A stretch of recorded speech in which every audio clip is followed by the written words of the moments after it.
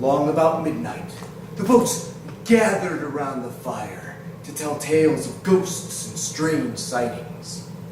My favorite ghost is the woman in white. They say that she was on her way to elope with her true love when her carriage broke a wheel on a snowy winter's night in Sleepy Hollow. She walked and walked, trying to reach town, but the snow got so deep that she couldn't go any farther until finally she fell into a snowbank, never to awake again. And now they say that when the moon is full, you can still hear her calling out for her true love or any other man who happens through her glen. My, what a dreadful little story. What could possibly be worse than that? Well, did I ever tell you about the Headless Horseman? Yes, you mentioned him. But did I ever tell you I saw him once? No. Yes. One night after a long, hard day's work at the Van Skelling farm, on my horse Traveler took a wrong turn at the Glen Road. Before I knew it, I was in the heart of Sleepy Hollow, which is the last place a man wants to be after dark.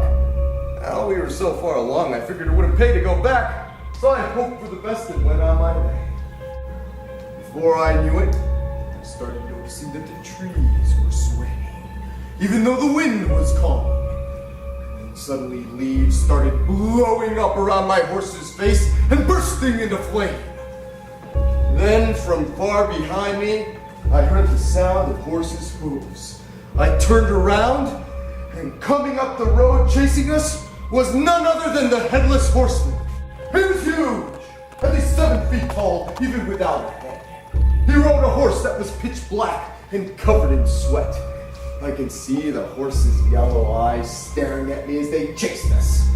And in his hand, a pumpkin with an evil grin on its face and a sickening green light coming from the inside. You see, that's the best head the horseman could find, and he was looking to replace it with another.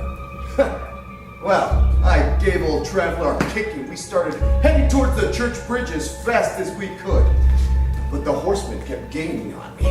I screamed to Traveler, "Giddy up, boy!" And his feet were barely touching the ground. We were moving so fast, but still that horseman was getting closer, closer every second. I could feel his horse's breath on my backside as we raced along. Then I turned back and saw that the pumpkin was starting to grin at me. And its mouth was moving. Its pumpkin mouth was moving as if to say, "Tonight, tonight you're mine."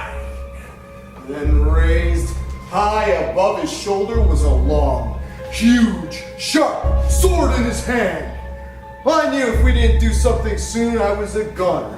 So I screamed back at him, "Come on, y'all demon! Race me to the other side of the bridge if you can." And that pumpkin started laughing. And his horse started moving even faster. Well, pretty soon he was right alongside me, and I can see the stump where his head used to be. Just then we were coming up on that bridge. I wondered if he'd take me up on my challenge to get to the other side. Closer now, almost there. And now we hit the bridge, the both of us, our horses pounding the boards as fast as they could go.